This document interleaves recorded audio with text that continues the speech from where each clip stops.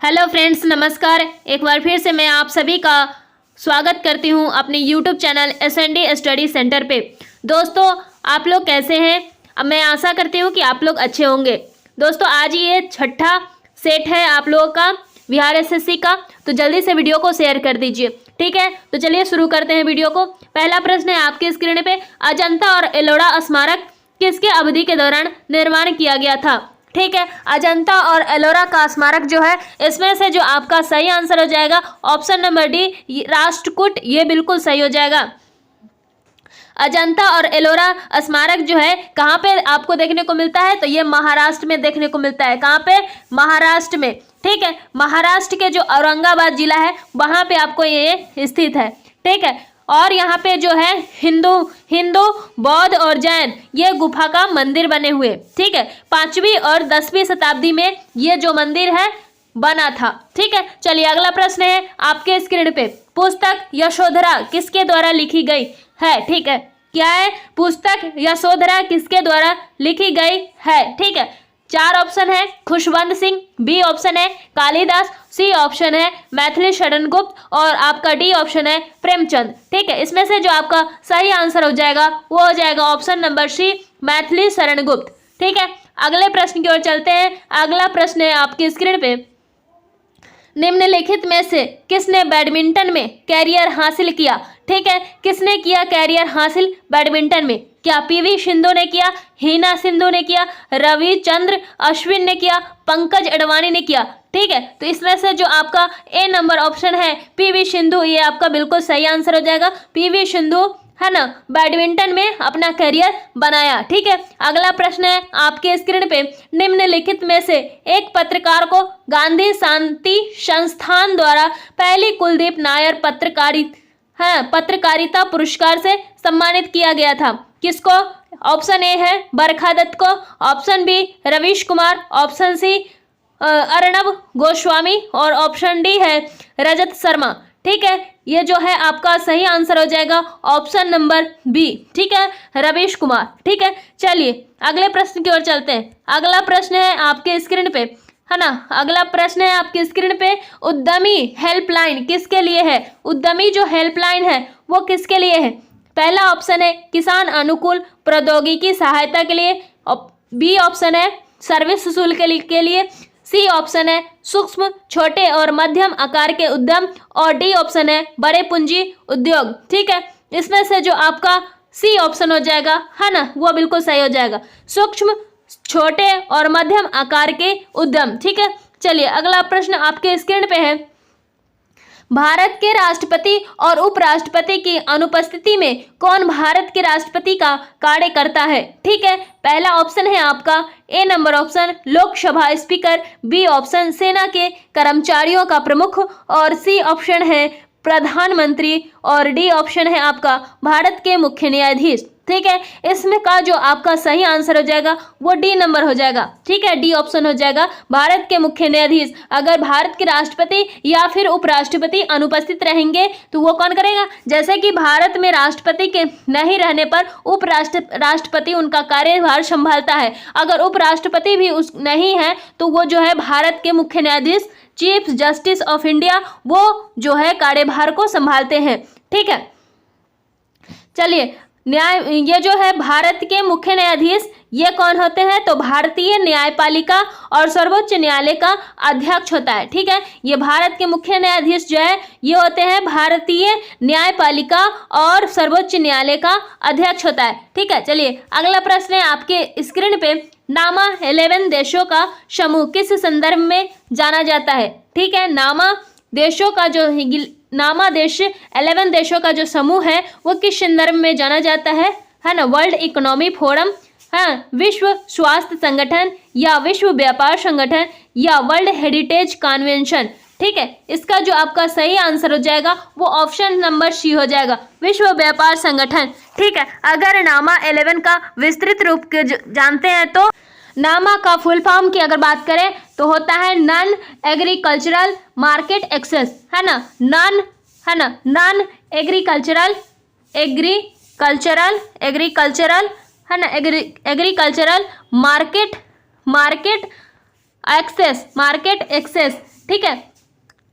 इसकी ये जो स्थापना है ना, ये जो विश्व व्यापार संगठन है, इसकी स्थापना 1 जनवरी है ना 1 जनवरी 1995 को 1 जनवरी 1995 को की गई थी। ठीक है। अगला प्रश्न है आपके स्क्रीन पे, रात का अंधापन किसकी कमी के कारण होता है? रात का जो अंधापन है वो किसकी कमी के कारण होता है? विटामिन डी के कारण, या विटामिन B12 के कारण, या विटामिन ए के कारण, या विटामिन सी के कारण। ठीक है, तो इसमें जो आपका सी नंबर ऑप्शन है ये बिल्कुल सही हो जाएगा। विटामिन ए की कमी के कारण जो है मतलब रात का जो है अंधापन हो जाता है। ठीक है। अगला प्रश्न है आपके स्क्रीन पे, नीली क्रांति किससे संबंधित है? ठीक है, ओजोन परत की सुरक्षा से, मत्स्य पालन का विकास से, कीमती पत्थरों के उत्पादन और निर्यात में वृद्धि, तेल फसलों के उत्पादन में वृद्धि। ठीक है, तो इसमें से जो आपका सही आंसर हो जाएगा ऑप्शन नंबर बी हो जाएगा। मत्स्य पालन का विकास के लिए जो है ये नीली क्रांति संबंधित है। ठीक है, इससे पहले वीडियो में मैंने ये बताया था कि पीली क्रांति किससे संबंधित है? तो पीली क्रांति जो है तेलहन से संबंधित है ना। पीली क्रांति तेलहन से संबंधित है, और ये नीली क्रांति है ये मत्स्य पालन के विकास से संबंधित है। ठीक है, चलिए अगला प्रश्न की ओर चलते हैं। अगला प्रश्न आपकी स्क्रीन पे, प्रसिद्ध शास्त्रीय पुस्तक एक पैसेंज टू इंडिया है ना, ए पैसेंज टू इंडिया के लेखक है ना। प्रसिद्ध शास्त्रीय पुस्तक ए पैसेज टू इंडिया के लेखक हैं कौन? ए के आर नारायण, ऑप्शन बी है E.M. फास्टर, ऑप्शन सी है बंकिम चंद्र चटर्जी, और ऑप्शन डी है कार्ल मार्क्स। इस प्रश्न का आपका सही आंसर हो जाएगा ऑप्शन बी। ठीक है, चलिए अगले प्रश्न की ओर चलते हैं। अगला प्रश्न आपके स्क्रीन पे, पौधों के निम्न समूहों में से कौन सा एक जिम्नोस्पर्म से संबंधित है ना? कैक्टस और बबुल, कोकोनट और एरिका नट, पाइन और सीडार, फर्न और मोसिस। ठीक है, इसका जो सही आंसर हो जाएगा वो हो जाएगा ऑप्शन नंबर सी है ना, पाइन है ना। ऑप्शन नंबर सी जो है वो आपका बिल्कुल सही आंसर हो जाएगा, पाइन और सीडार। ठीक है, जिम्नोस्पर्म का अर्थ होता है नग्न बीज से है ना। जिम्नोस्पर्म का अर्थ क्या होता है? नग्न बीज में से है ना। और जिम्नोस्पर्म से ऐसे पौधों और वृक्षों को कहा जाता है जिनके बीच में फूलों में पनपने और फूलों में बंद होने के बजाय छोटी टहनियों या शंकुओं में खुली अवस्था में होती है। ठीक है, चलिए अगले प्रश्न की ओर चलते हैं। अगला प्रश्न है आपके स्क्रीन पे, कृषि प्रणाली में कौन सी एक सिंचाई की विधि नहीं है? कृषि प्रणाली में कौन सी एक सिंचाई की विधि नहीं है ना? सिंचक सिंचाई, सतह सिंचाई, टपकन सिंचाई, या कदम सिंचाई। आपका जो सही आंसर हो जाएगा इसमें यह बिल्कुल डी नंबर जो है कदम सिंचाई, ये बिल्कुल सही हो जाएगा। अगर मैं सिंचाई की बात करूं तो सिंचाई जो है मिट्टी को कृत्रिम रूप से पानी देकर उसमें उपलब्ध जल की मात्रा में वृद्धि करने की क्रिया है, और आमतौर पर हम इसका प्रयोग जो है फसल उगाने के दौरान शुष्क क्षेत्रों या पर्याप्त वर्षा न होने की स्थिति में पौधों को जल आवश्यकता पूर्ति करने के लिए किया जाता है। ठीक है, चलिए अगले प्रश्न की ओर चलते हैं। अगला प्रश्न आपकी स्क्रीन पे, रडार प्रयोग किया जाता है ना। रडार जो है प्रयोग किया जाता है। ठीक है, और पहला ऑप्शन है पानी वाष्प के साथ मौसम की स्थिति का निर्धारण, बी ऑप्शन है प्रकाश तरंगों के द्वारा आकाश में वस्तुओं की स्थिति का पता लगाना, ऑप्शन सी है रेडियो तरंगों के द्वारा वस्तुओं की उपस्थिति और स्थान का पता लगाना, और ऑप्शन डी है आपका दूरस्थ स्थानों में बंजर भूमि क्षेत्र का निर्धारण। ठीक है, इसमें से जो आपका सी नंबर ऑप्शन है ना, सी नंबर जो ऑप्शन है वो आपका बिल्कुल सही हो जाएगा, रेडियो तरंगों के द्वारा वस्तुओं की उपस्थिति और स्थान का पता लगाना।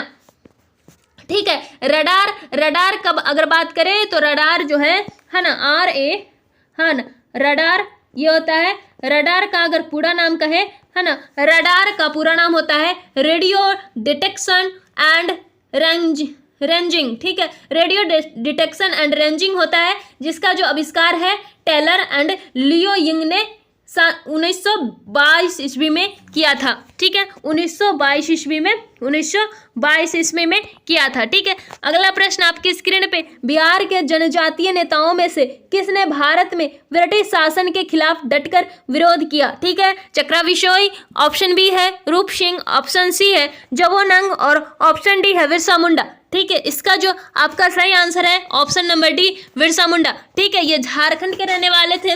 ठीक है, और ये एक क्या जनजातीय नेता थे, माने बिहार के जनजातीय नेता थे जो भारत में ब्रिटिश शासन के खिलाफ विरोध किया था। ठीक है, चलिए अगला प्रश्न आपकी स्क्रीन पे है। अगला प्रश्न है आपके स्क्रीन पे, महात्मा गांधी किसे अपना राजनीतिक गुरु समझते थे? ठीक है, ऑप्शन ए है गोपाल कृष्ण गोखले को, ऑप्शन बी सरदार वल्लभ भाई पटेल को, ऑप्शन सी भाई मती दास को, और ऑप्शन डी है लाला लाजपत राय को। ठीक है, आपका इसमें जो सही आंसर हो जाएगा वो ऑप्शन ए नंबर हो जाएगा, गोपाल कृष्ण गोखले को। ठीक है, अगला प्रश्न है आपकी स्क्रीन पे, भारत में पंचायती राज व्यवस्था लाने का मुख्य उद्देश्य क्या था? ठीक है, किसानों को उनकी फसलों की कीमत तय करने की आज़ादी, या ऑप्शन बी है गांवों में उद्योग खोलने के लिए, या ऑप्शन सी है चुनाव खर्च की कमी करने के लिए, या ऑप्शन डी है ग्रामीण आम जनता के विकास के लिए, ग्रामीण प्रशासन को शक्ति प्रदान करने के लिए। ठीक है, इसका जो सही आंसर हो जाएगा वो ऑप्शन डी नंबर हो जाएगा।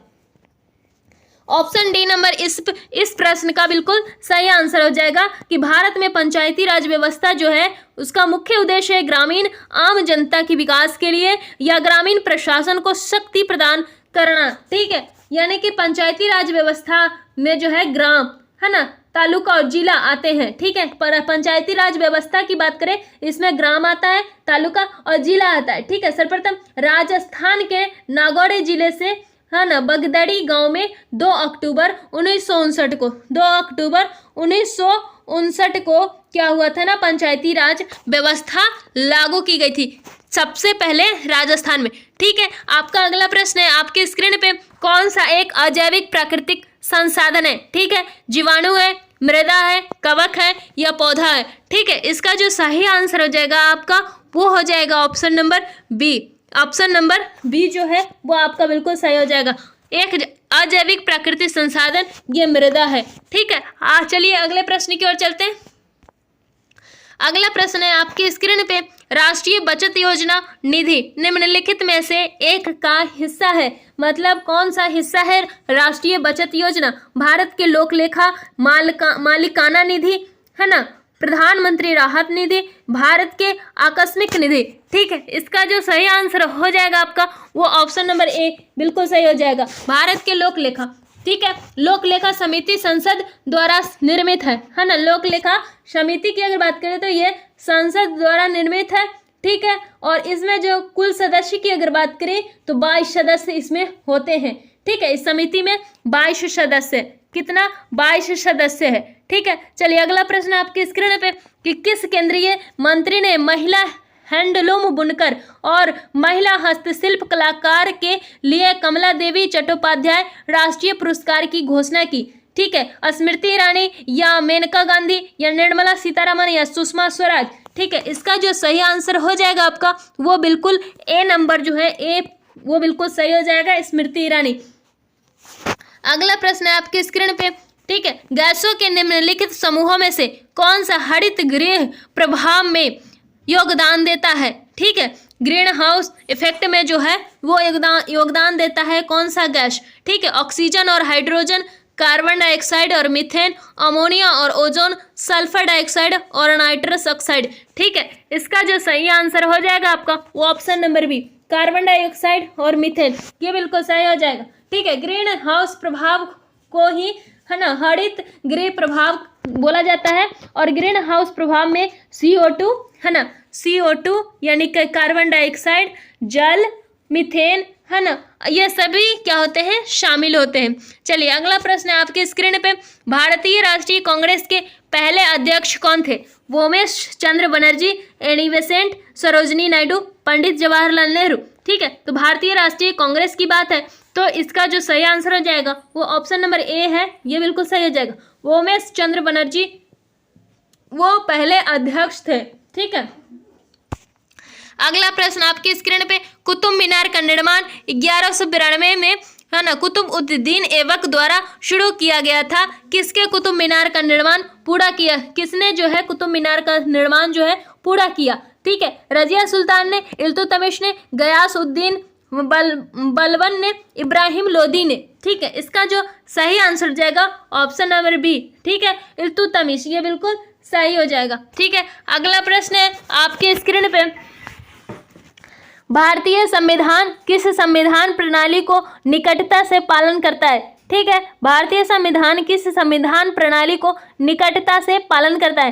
ठीक है, किसको पालन करता है? यूएसए को या स्विट्जरलैंड को, एशिया को या यूके को?